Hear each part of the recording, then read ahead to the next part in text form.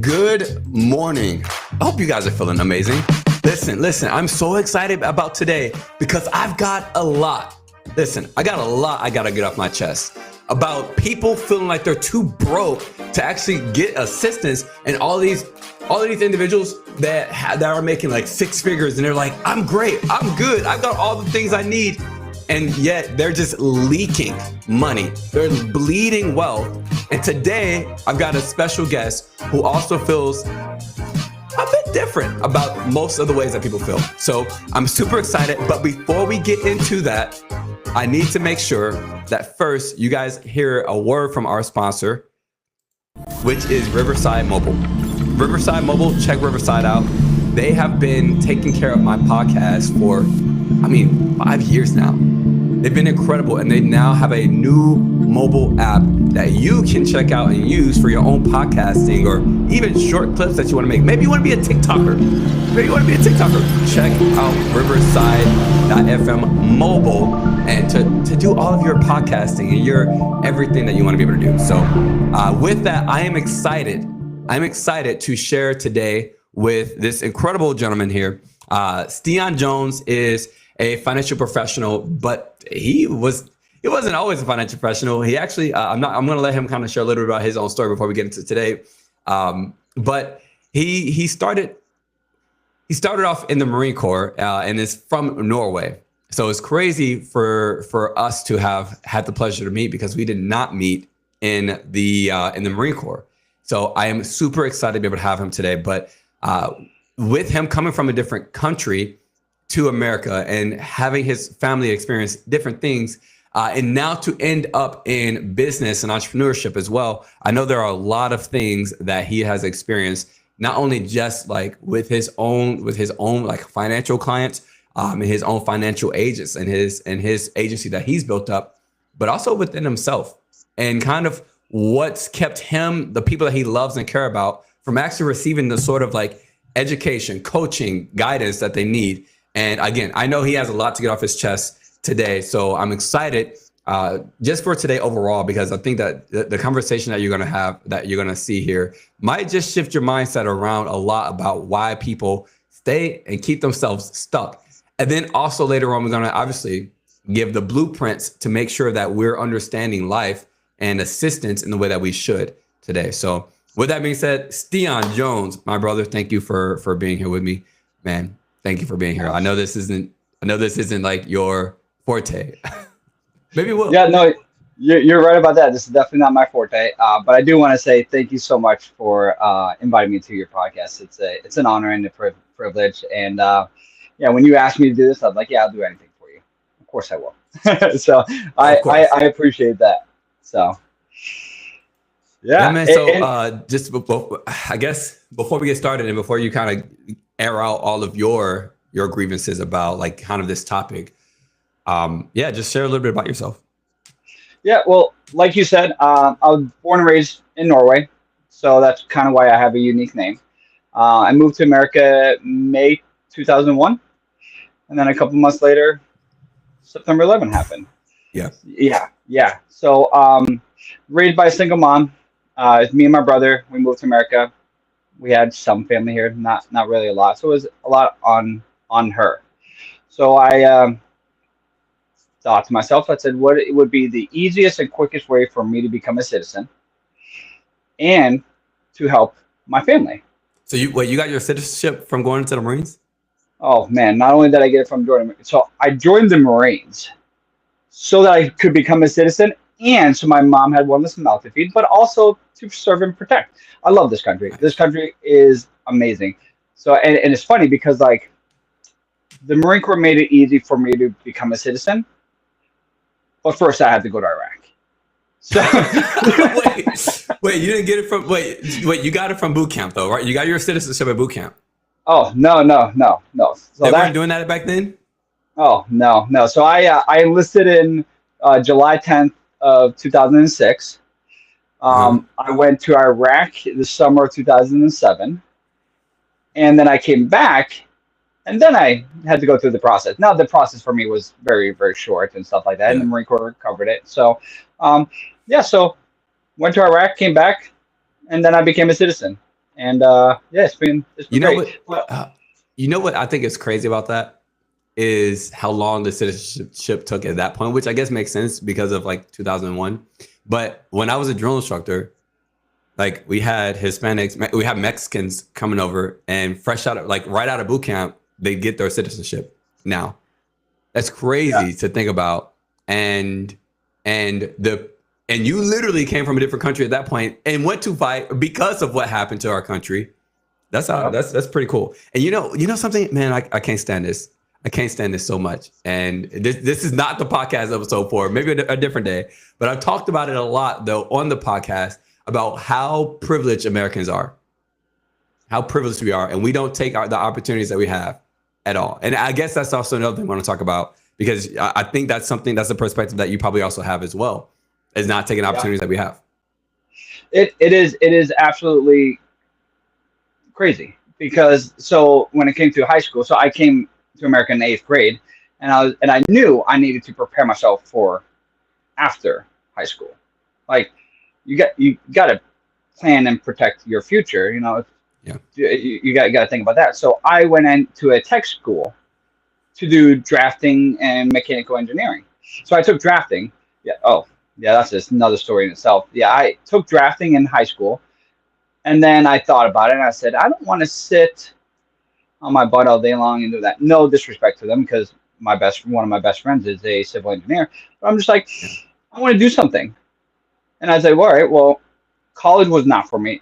Like I said, single mom. I knew I couldn't pay for college. I was raised without a lot of money. I don't like not having a lot of money or not going into debt. So college debt was not an option for me. So I said, the military is going to pay me to go to college. The military is going to pay for my citizenship. The military is going to pay me to learn a skill and do all this stuff. Brilliant. Yeah. Yeah. And then I was like, I'm joining the infantry. So completely disregarded all that. I'm gonna get no skills. None. No transferable skills. I'm not gonna be able to do anything outside of that. I can't go to college Yeah. while I'm in. Yep. Yep. But what they did teach me and train me was to endure and to push forward and to never give up. But it also taught me that life's going to punch you in the face. It's going to. So be prepared for it. You have to be prepared for every little thing that's out there. You had to throw that in there. Yeah, I You had to throw to. that in I there. love it. I love it. It's all right. But you have to prepare for it all.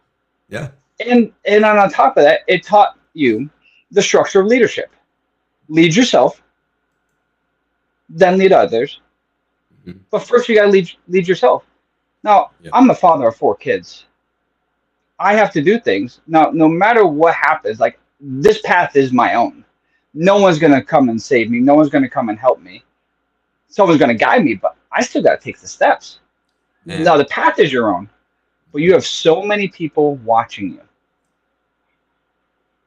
And they're learning What from do you you. mean? Well, for example, as a parent or as a person, like someone could tell you, hey, you need to do this, you need to do that. You're the one that has to do it. Now, while you're doing it, while you're learning, while you're taking your steps, while you're struggling, while you're getting knocked down and get back up, because that's the biggest lesson. Your kids are watching you. Your employees are watching you. Your family's watching you. So you may be walking the path on your own, but people are watching you and getting inspired by you. So make sure they're getting inspired by, I want to do what this guy does, not I don't want to do what he does. Because we've always been told a wise man learns from his mistakes, but I'm here to tell you, a wiser person learns from other people's mistakes. Yeah, that's why we do this, right? Because I mean, to be honest with you, no, you're right. I have made so many mistakes in my life, and yes, I think I'm wise now. But I want other people not to, and Yes. people won't even listen to you.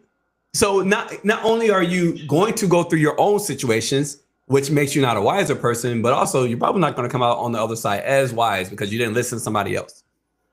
And people, the people who have had success, who have dealt with their own issues and have to learn they come back. They come back. And I'm telling you, they come back and they help somebody else out. Not everybody does. I'm not going to be naive, right? There are a lot, right? There's a lot of people who just don't care about people at all. They make their own way, and that's it. That's okay. I can't fault them for that. People are going to have their own journeys. That's fine. But there are some people who do come back to help. There are some people who try and pull you up as they're growing as well. And there are a lot of eyes that are watching you. And the thing that I think sucks the most is that sometimes you got to be the trailblazer for those people. Yeah. And there's a lot of excuses that I get tired of people making when they are the trailblazer. Well, this person have to do this. My sister didn't have to do this. My mom didn't have to do this. My dad didn't do this. Well, this person, they didn't have to do this. So what? You're the trailblazer now. What are you going to do about it? Either take the steps, lead yourself and get there, or give up and just sit back and have a life of crap and stress and be broke all your life. Yeah, and I'm actually so glad that you said that, because through the struggles and the issues that I've had from the military, leaving the military, mental health and all that kind of stuff, I thank God that he made me strong enough to go through that so that my brother, my sister, my kids don't have to. Yeah. Versus saying, why are you doing this to me? Why are you doing this? Why are you doing that? No. I'm strong enough to get knocked down and get back up. I would rather it be on me than my loved ones, my family, my friends, people that are looking up to me, people I haven't met yet, but I'm going to meet. I'd rather that I go through that so that they don't have to. And I'm going to paraphrase here, but Ed Milet said it. Like, if you want to know what the path ahead is like, ask the person coming back. Yeah, man. Why do it alone? Ask the person, how is it up there? Not the best. I would not recommend going that way.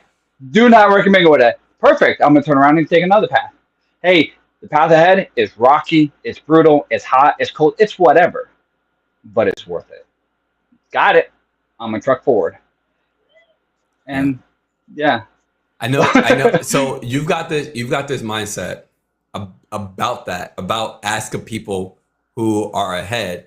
But what about asking people who are not ahead, right? Like, would you ever walk up to somebody who looks broke and talk to them and ask them where they are, right? I know you've got this mindset around that. Explain the situation. Tell me about that, because I think this is probably the biggest thing that you need to get off your chest about the question of, like, why, like, go ahead. Yeah. So, like that's the biggest thing, because people want advice from people ahead. But let's be real, most people want advice from Instagram, YouTube, and Facebook when they're scrolling, when they're doom scrolling. That's where they get their advice from. Say that again for me. Say that again for me. Say it again for the people in the back. Yeah, most people want their advice from doom scrolling on Instagram, Facebook, and YouTube. That's where they get their advice from. Anyone can say anybody or anything on those platforms. So now, would I ask someone that's behind me? Let's just say they're older and they're not as successful, or they're down in their luck. Would I ask them how they got there? Absolutely. This is my favorite question to ask my clients, ask the people that I'm talking to is, do you want the government to take control of your retirement, or do you want control of your retirement? That's the biggest question that I have. And I'm gonna tie into asking people behind me, but it's like, all right, so no one has ever told me that I want the government to control my retirement.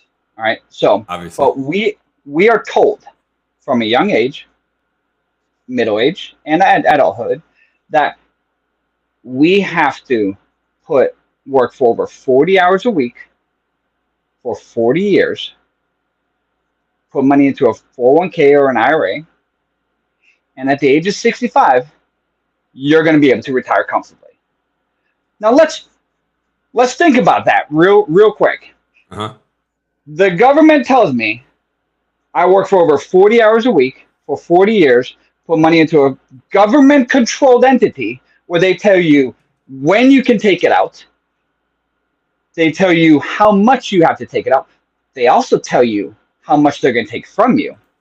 And that is subject to change.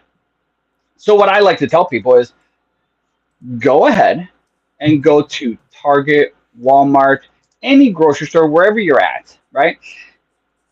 And ask that 70 or 80-year-old person that's bagging your groceries or checking you out or ringing you out, whatever it's called, what did they do?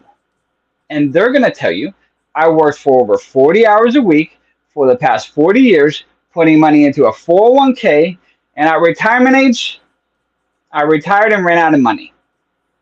I mean, this is the crazy part. You can't just do that one thing. Yep. You can't just keep putting money into you don't want the government controlling your retirement, so don't do it. Now, I am not saying. Yep. Yeah. 40 now, I am not work 40 years, 40 hours a week, 401k, 65, and ran out of money. Yeah. Now, I am not saying that the 401k or IRAs are bad. I'm just saying, if that's your only thing, we know life's going to punch you in the face. We know life's going to knock you down. We know this stuff. But if you're 70, 80, you can't, it's too late. It's too late to say, now I'm going to start my plan. No, it doesn't work like that. Which is why I think it's so irritating that people rely on this one little thing that you have no control over. Yeah, no, you're right. You were so let me come back over here. You were talking about government control. Yes. Go ahead. What are some of the government control stuff? And I want to write it down so that way people know, right? So obviously we talk about 401k. The government, we know that the government that this is, you don't own this. The government owns it, right? Yep. They have the rules and regulations, and I don't care if it's a Roth or traditional. They still have the regulations. Right. And it's all in a very large book that's in the IRS tax code. They can take your 401k. They can take your 401k. The country's debt is too bad. They can seize these things. And I don't think most people know that. Yeah. Pensions, same thing with pensions. I think it was the Kentucky Teachers Union that's very low on funds right now. Can the government actually take your pensions, or can the government allow companies to just not give them? So it's a little bit of a mixture of both, but there are a lot of resources and statistics out there, or actually what's been done in the past of countries, taking Social Security, taking government pensions and that kind of stuff. You can look it up. I don't have on the top of my head, but countries have canceled them. Yeah. Or taking money out granted, nowadays, there's not really many companies that are giving pensions anyway. No. There's federal employees, right? They might or state patrolmen, right? And for the most part, they get theirs. So we can say that they're kind of safe, right? We can say that they're basically safe. But other than that, teachers all the time. Like you said, Kentucky. I think it was the Kentucky Teacher Union. They're short quite a bit, but how many times have you talked to someone that had a pension and they're like, when I retire, I'm going to be getting this amount for my pension and stuff like that. And then they get to retirement age and they're told, your pension's going to be a lot less. Yeah. So it's I hear it all the time. For the listeners or the people watching this, they may not hear it all the time, but they may know people that happened to. Yeah. Pensions also, they're, depending on where you go, they're not really that great. I was having a conversation with my aunt a couple months ago because she's a teacher now, and she actually just she's contributing to a pension. And I was explaining to her how her pension is going to work, and she was like, "Then why are they forcing me to put money into a pension? That's gonna be bad." And I was like, "Well, it's okay, because when you leave that job, right? When you retire, you have a choice of taking your lump sum, your pension as a lump sum, or as lifetime income. If you take it as a lump sum, go and work with a financial planner. Obviously, you can work with me, and I'll help you to put it in some a fixed index annuity, right? Where you can now have much more control over your own now private pension. So, I mean, at least you have options. So I don't think pensions are bad, but don't solely rely on it like a 401k. What else? You talked about IRAs. Yep. So IRAs. IRAs, they're individually owned, right? Yep. Exactly. So the difference between a 401k and an IRA or a TSP and stuff like that, they still follow the same guidelines and the government rules. They're just different names. TSP is for military, IRAs is for individuals, 401ks is with companies or employers. So, Yeah. you know, When you sit down with people who have an IRA and that's all they have, is this something that's government controlled, or is there any sort of government what do you talk to them about that? Yeah, so a lot of the times I, let them know like this is government controlled. So not only can you not touch it without taking a penalty, you can't touch until 59 and a half, right? So, and then on top of that, whatever the stock market does, that's your fault. Yeah. So if 2008 happens, the government's not going to bail you out. The government's going to say, well, it's risky. And then they also tell you how much they're going to take from you. So like right now, I think we're at a 22% tax bracket and stuff like that, but that's subject to change. I mean, honestly, think about it. Do you believe that the taxes are going to go up or down by the time you hit retirement age? Mm-hmm. Right? Now, also, they tell you when to take the money out. They tell you when you have to take the money out by. They even tell you the minimum that you have to take out. Right. Our required minimum distributions. And you want to know something that's so crazy to me is that you can be so very poor and the only thing you have is your 401k or IRA that you've contributed to your entire life. And still, you won't go and talk to somebody to understand your actual 401k and your IRA, to understand these things. I was meeting with a gentleman actually. He's a retired state trooper, and I was talking to him about his 401k and his 457b, which are both like tax later accounts, right? He's going to be taxed on those when he pulls them out. He doesn't have a family, so like he doesn't care to really use the money. So he was like, I don't really care to use this money at all. Like I'll just let it sit here, then I'll just donate it all to charity or something like that. I was like, you can't do that. The government is going to force you to take what's called required minimum distributions. He was like, what? They're going to force? They can't do that. I was like, no. Yes, they can. They're going to force you to take money out of your accounts so that way they can tax it. Yeah. He's like, I thought I was going to just get away with this money tax free forever.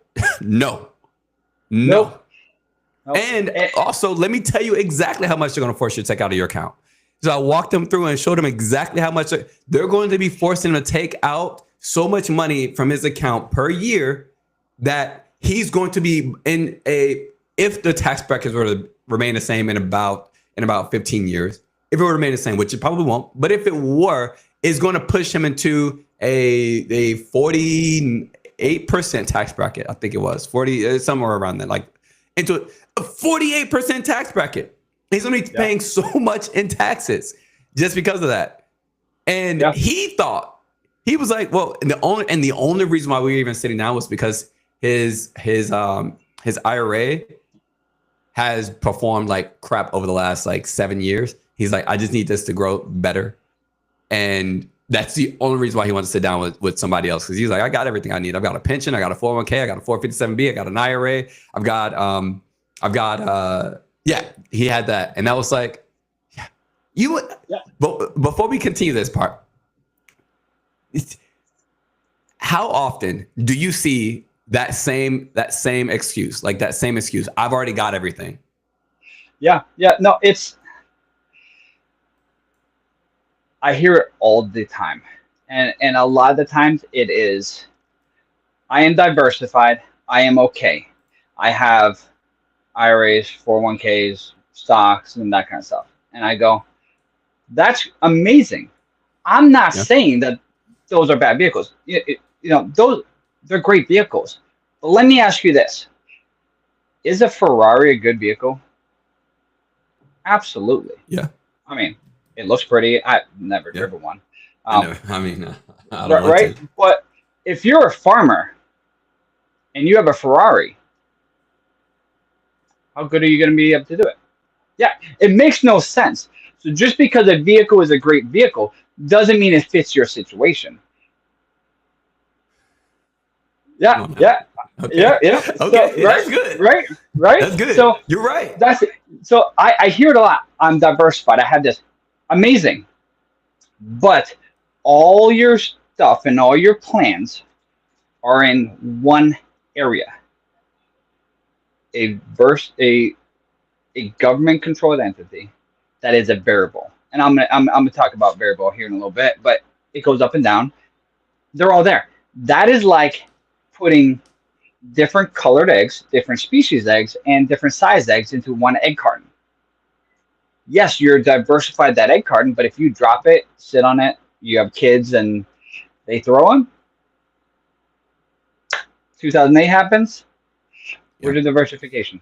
Yeah. And then on top of that, the biggest thing that I don't like about that is these people want to have control. You know, a lot of us don't like being told what we want to do. We want to control our own lives. We want to be able to do what we want to do, which I 100% support. Live your life, live your dream, and pursue happiness and freedom, and go do that. Mm-hmm. But not only does the government control that, but you have no control over how much it's going to be. Just like your client is performed bad. That doesn't mean Yeah. that the vehicle is bad. It just means that his performance is bad. Yeah. You have no control over that. I mean, Yeah. It's like, Elon, yeah, like Elon Musk went I on. was about to bring on Elon Musk. I was about to talk about that, bro. Go ahead. Yeah, Go ahead. yeah. Go ahead. He went on to a show, and him and Disney CEO had their little debacle, and he said something about Disney that was not nice, and the stocks plummeted. Imagine. And then wait. And then like a week later, him and Trump are arguing, and he lost $340 billion or $1 million. Yeah. And not only was that him, but also his stocks, and all of the stock market as well went down. Yeah. So just because a politician, a famous person, a athlete, or a movie star or whatever, they have control over your retirement or what the stock market does. I mean, they can say anything. I mean, that's what I don't like. Is I don't like things that I don't have a lot of control over. Now, that being said, I'm not knocking on the stock market. I mean, in 2020, when COVID went to hit, I bought Zoom stocks. I turned $300 into 10,000. Like, Yeah, smart. I am for the stock It should market. definitely be a part of your portfolio. Exactly. It brings up another thing, and I want to talk about. I want to give everybody some very practical blueprints, but I want to talk a little for a little while about the opposite side of this, because there are a lot of people who feel like they already make a lot of money, or they have enough assets, and obviously a lot of times they're either controlled by somebody that's not you, or is probably not properly diversified. And there are so many different types of things that you can do outside of just like where your accounts are. Talking about taxes and talking about inflation risk, because that there is also all that stuff, right? But let's bring that back. I like the fact that you brought up Elon Musk and how just a simple tweet from Elon Musk could destroy you. There are so many people that don't care about that are broke. To be honest with you, there's a lot. Like most of America, they don't care about their 401k with the market going down. They want to be able to just pay for things nowadays, right? And I do get it. Like, I mean, I don't have a 401k. I used to. I used to have a TSP, but I do know if Elon Musk tweets something and everybody's freaking out about the stock market, like I'm like, well, I can't even afford to buy the eggs. I can't even afford to buy the eggs. So why would I even try and go and sit down with somebody to get planning, to understand, like to get into a better place when I'm not myself already taken care of? Because like, yeah, you're right, Stian. You're talking about all these things. Yeah, I can have a 401k, a pension, IRA, have all that stuff. And I can still be wrong, but I ain't got none of it. And also I can't even afford the regular things. And I say it a lot. So I love that you brought up the fact of Elon Musk, because a lot of people don't care. Yeah. They're broke. No. Mm-hmm. Yeah. So,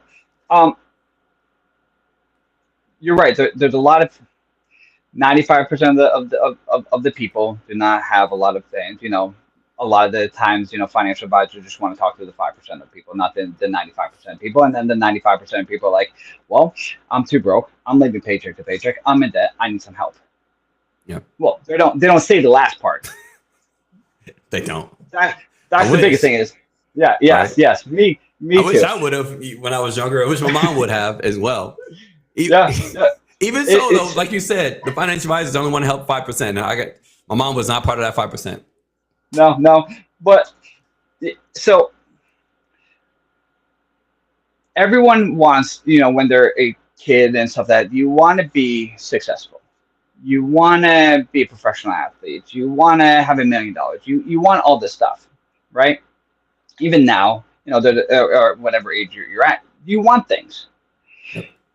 You don't wish and pray and hope that it's going to happen, and it happens. Yes, prayer and hope and goals and dreams are very important, but that's not what's going to happen.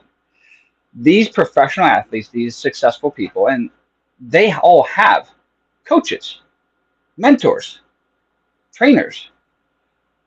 They all have those. So if you're saying, I don't care about all this stuff because I don't have any money, that's the reason why you need to see a financial planner or a financial strategist. And if you say, oh, they're too expensive, I know 2 people that don't charge their clients. Right. I talk about it all the time. Exactly. So if you want to be successful, if you want to have all stuff, stop having excuses. Talk to it, because like we talked about, my background is from the Marines, and I was in the infantry. I did 4 tours, 2 to Iraq, 2 to Afghanistan, all lasting about 8 months. Every time I went overseas, we had about a 6 to 8 month workup. That means preparing, training, and doing all that stuff. For every mission, patrol, or anything, we had a plan. We had a strategy. We had the enemy's most probable course of action, the enemy's most dangerous course of action. What do we think could happen? You're getting into some territory that maybe we shouldn't say right now with the bombs of how our tactics go. Okay. True, but yeah, got it. But for everything that I did, there was a plan and a mission and stuff like that. Yes. It was a strategy. Yes. Now here's the thing. Our finances are just the same. If you don't have a plan or strategy to get out of the situation that you're in, or getting more income, or paying less in taxes, or anything like that, like, that's the reason why you need someone. You need a coach. You need a mentor. Professional bodybuilders, they have mentors. They have coaches. They have guidance. You're okay of going on Instagram, Facebook, YouTube, scrolling through, getting advice that's for someone else. You are a special person. You're your own person. You are unique, and your situation is yours. You need something for you. So whatever life throws at you, you can cover it. Tell me this, and I'm going to ask you a question straight up. Being broke is much more than just your pockets being empty. A lot of times it's your mindset. Can you get free financial assistance and planning if you've got a broke mindset? No. So can you get it? Yes, you can get it. But if you have a broke mindset, you're not going to take the action steps. You're not going to take the guidance. You're just listening. I mean, it's okay. Listen to an audiobook that literally has a step-by-step guidance for what you're doing, and play video games at the same time. If your mindset is not on getting out of, life's going to throw curveballs, life's going to do all that stuff. It's like listening to an audiobook and playing video games at the same time. You're going to be focusing on the video game. You don't care about the audiobook. You don't care about the advice. So you have to change the mindset. if you have a broken mindset or a broken mindset, there has to be change. And they're very easy tweaks. I don't believe that changing your mindset is something difficult. I believe you change your perception, change your mindset is something simple. It's just hard work. It's simple. It's just not easy.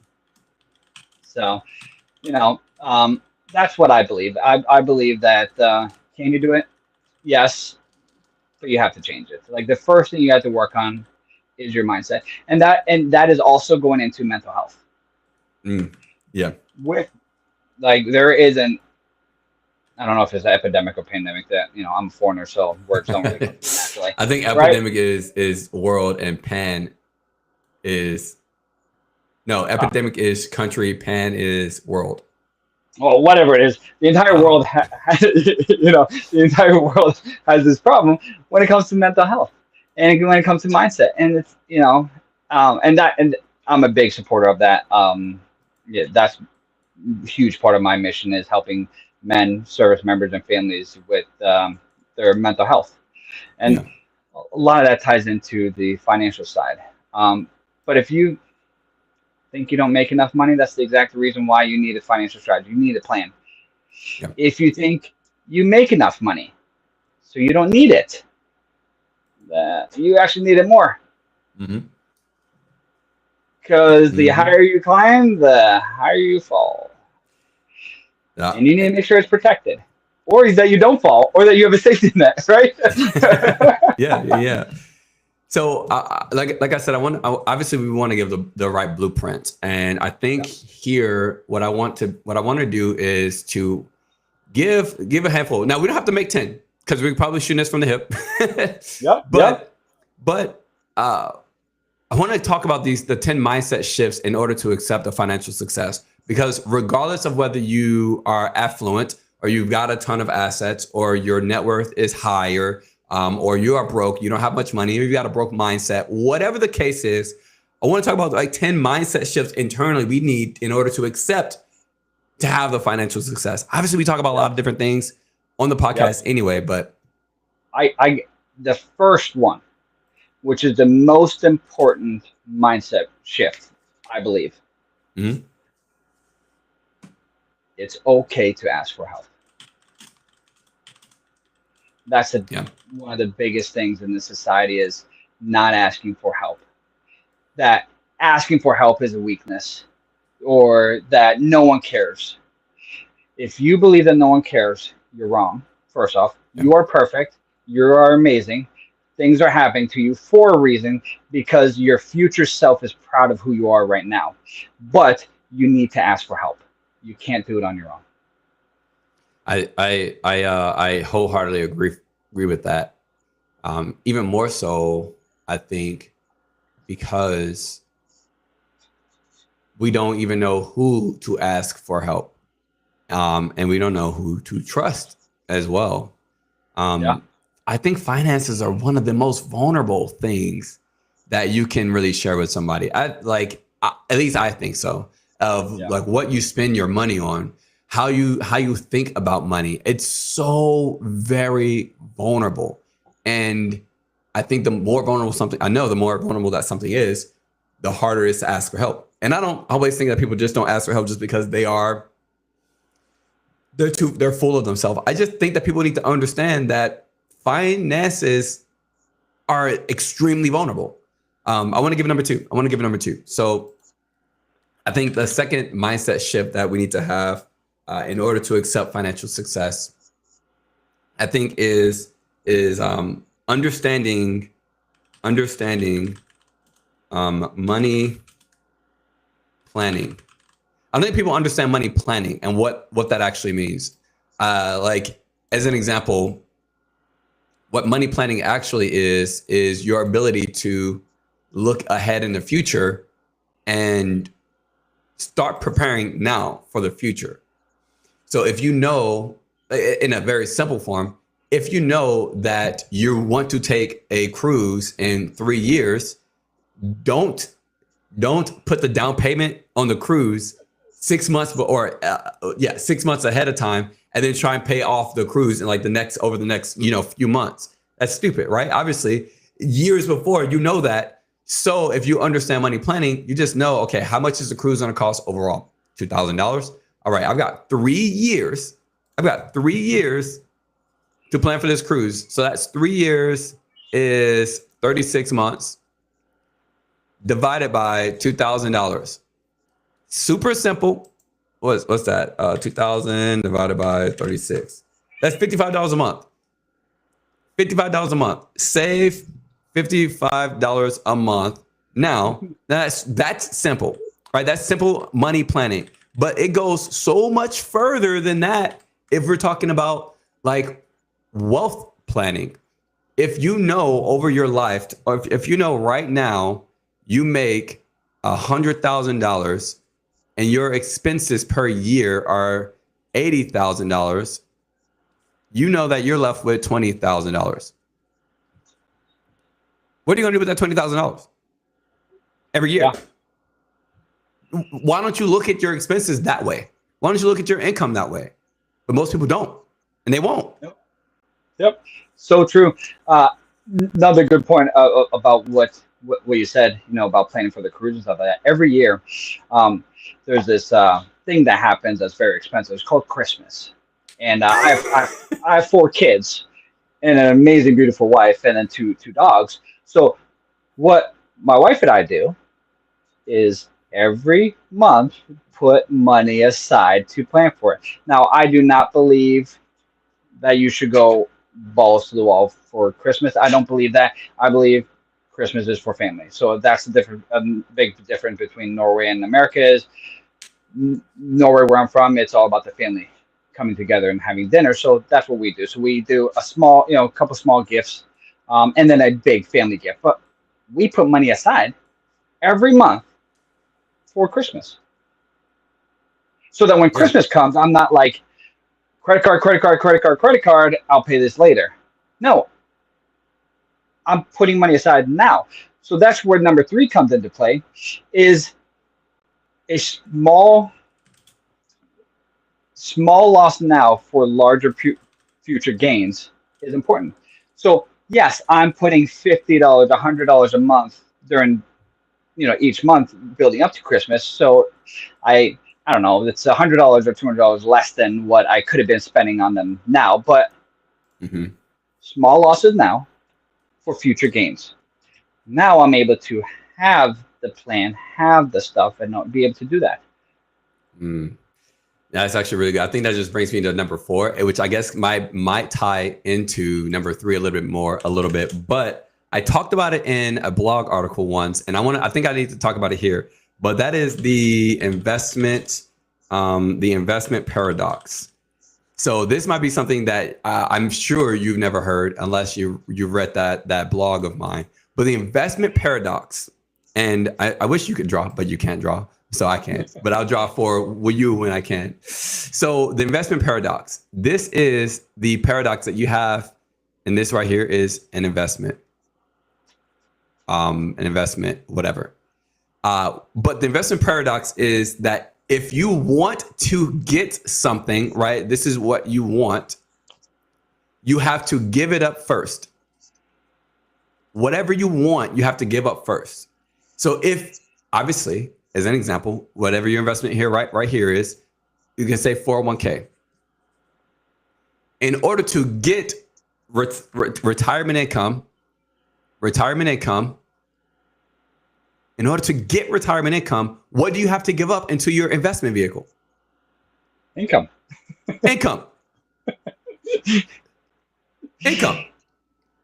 The same exact thing works with time, for example, right? With time.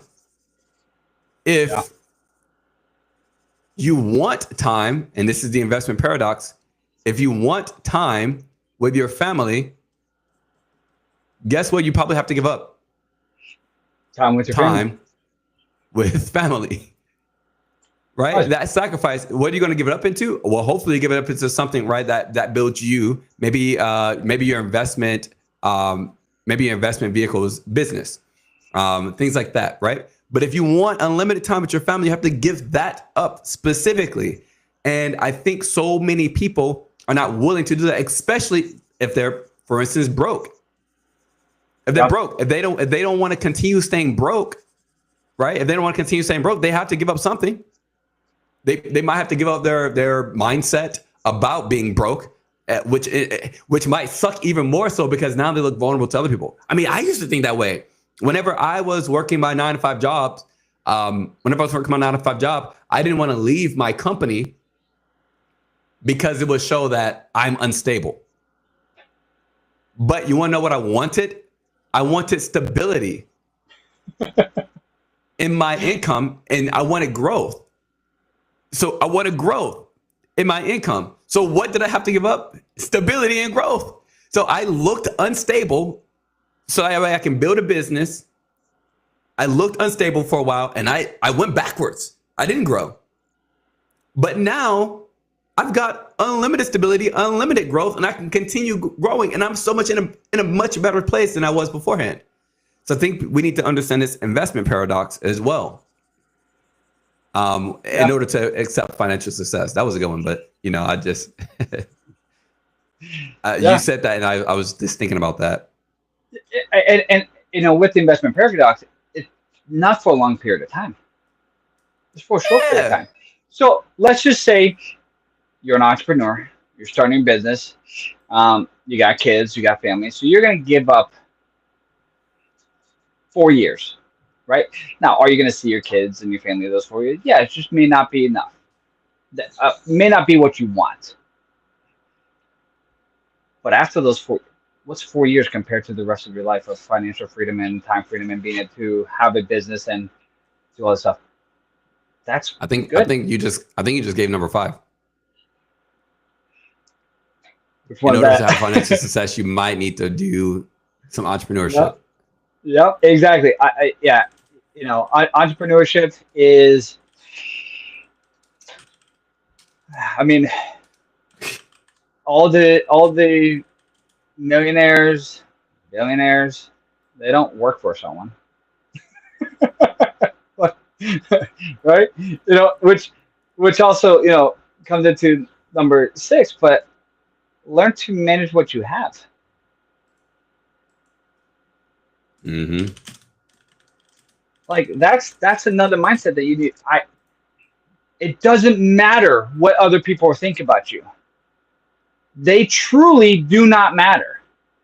Facts. What other people think is about you doesn't matter. You control how you feel about yourself. So you have to manage yourself. It doesn't matter what other people are doing. It doesn't matter what that's going on. Like whatever other people are saying, what other people are doing, what other people are succeeding, it doesn't matter. You are meant for greatness. You have your own path.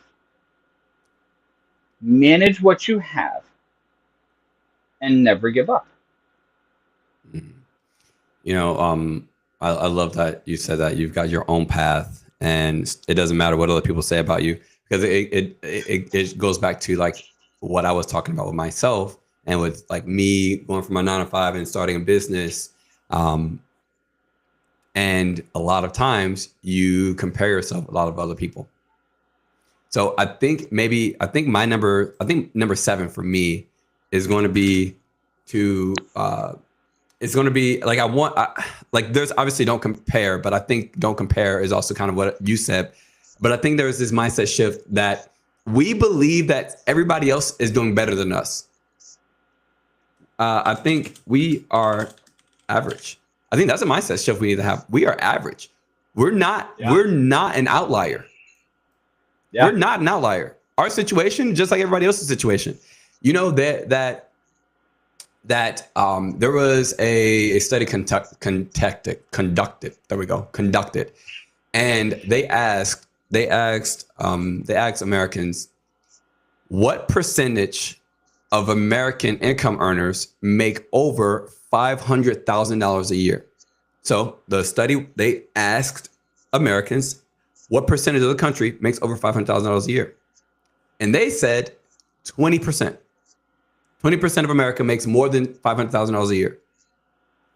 Okay, kind of crazy, but the actual answer was 0.7% of Americans make over $500,000 a year.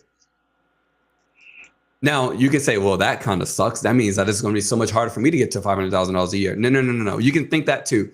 But what that shows me is that we think that there are so many more people who make so much more money than us that are in such a dramatically different place that it slows us down or bogs us down or drains us because we feel like we can't reach that even like we just think there are so many more people who are. And so we don't even want to share or talk about what we're going through. We are so average. We are. Or what you do is you go on this vacation that you can't afford and take selfies and post it on social media.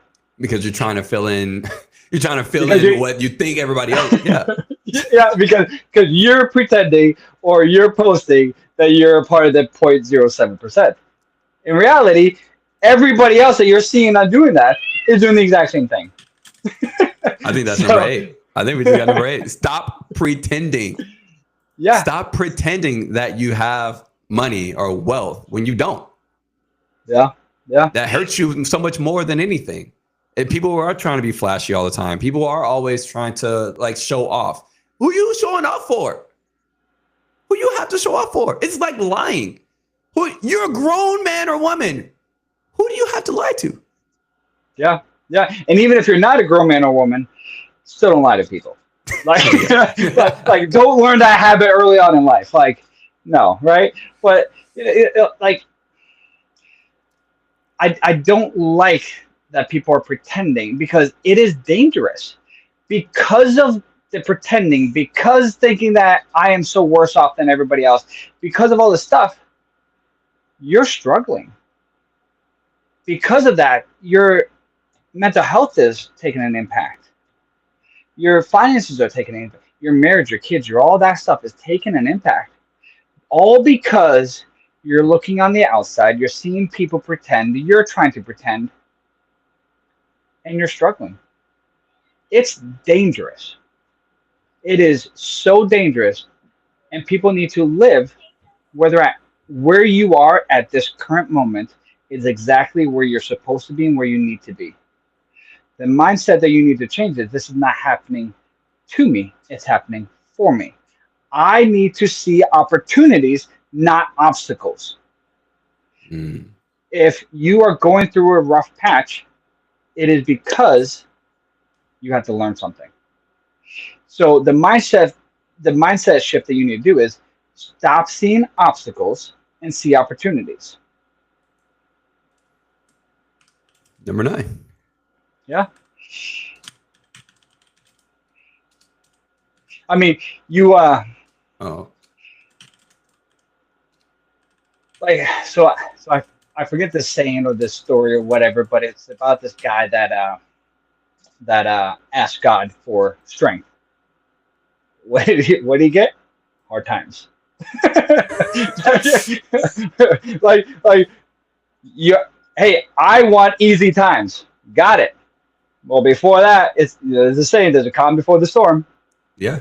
It's like the investment paradox. You want strength. Guess what? You got to give up strength. Yep. And you're probably going to be much weaker and whatnot. No, you're right about that. See opportunities, not obstacles. You have to.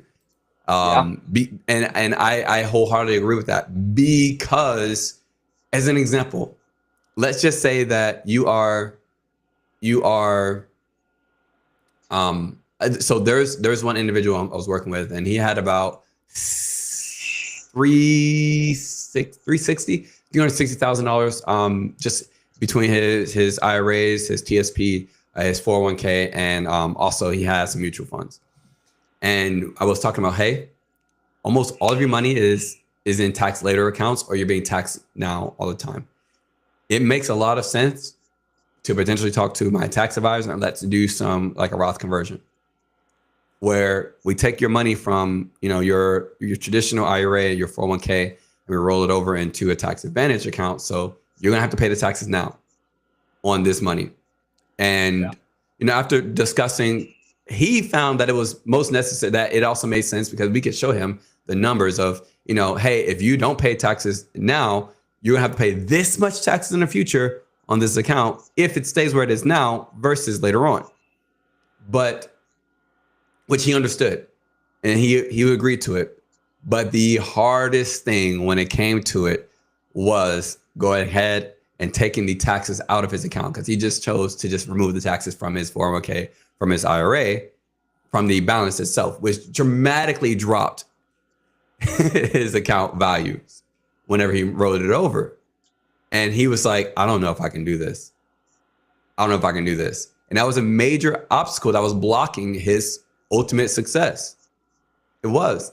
But I said, you have to look at the opportunities that are going to be presented itself to you. Imagine if you want to take out $80,000 for maybe long-term care in the future. Oh, yeah. Now you got to pay all these taxes on this $80,000, and you don't even get the chance to use the whole $80,000. So now you got to take more out of your account. And what happens if you take more out of your account? Your retirement plan is shortened. So yeah, this is just an opportunity for you to have more and not an obstacle. So even the wealthy people are the ones who have assets, they are struggling with that. But we got number 10.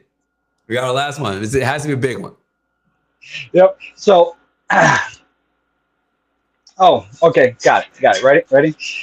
So I'm up here in Connecticut, and we're having this heat wave right now, and I'm going to tie it into number 10. But if I'm outside and it's hot, what is it that I need? Well, I need some shade. I need to get out of the sun. So the best time to plant a tree was 20 years ago, so I could add the shade now. The second best time is right now. So my set number 10 is you start right now. It's not too late. Start right now. You know, like planning for what you want. You probably should have started 20 years ago. Let's be honest. Like, we all know this. Should have started 20 years ago, but you didn't. It's okay. The second best time is to start right now. Yeah. And the worst time to start is tomorrow. Yeah. Oh, facts. Because tomorrow is always tomorrow. Yeah, man. No, that's a good one. That's a good one. I don't think I could have come up with a better one myself. But no, you're very right, because so many people do feel like they've got all this baggage and all this old weight holding them down, and that they just cannot get it jump started right now. They just cannot. And because of all the issues from the past, because of their current debts, because they couldn't work, so they had to liquidate their 401k, because of all this, whatever the case is, stop. Don't let it be an excuse. You have to just do it right now. You have to ask for help right now. You need to talk to someone and learn about money planning right now. You need to change your mindset and understanding to give up something now, right? Have a little small loss for now, so that you have better gains in the future. Right now, if you're already going through struggles right now, guess what? That's perfect, because that means that you're in the investment paradox. You're giving up something right now. Now invest into yourself. Yeah. And get that forever. Also accept entrepreneurship. Accept it. You must do it. You cannot work for somebody else. You're not going to make enough money. If you're working based on your own time, which we didn't talk about, if you're working based on your own time is so abundant. When there's a high supply of something, there's a very low demand for it. You're not going to get paid well unless you are getting paid based on value. Manage what you have now. Just be okay with what you have. Just be okay with what you have, which also shows that we are the average. There's not all these millions of people who are doing so much better than us. There's not. So in doing that, stop pretending like you are wealthy. Stop pretending like you have a lot more financial success, a lot more independence than you actually do. And then also see that these are not obstacles that are coming in the way right now. Like, understand right now, this is an obstacle. This is an opportunity for you to get better and for your life to change. Fully, totally, not just financially, but you got to do all of it and start right now. Right now. Now, I do want to, before you change the slide, I do want to add one more thing, just because you said it, and it's I guess it's an extra mindset that is also important. Oh, they're getting a bonus. Yep. So you said where you're at right now, there may feel like a lot. Now we have 10 steps. There's like so much stuff going on and all this different things. So it's like, start right now. And they're like, how? One step at a time. Stop looking at the big picture. Stop focusing on all the stuff that you have to do.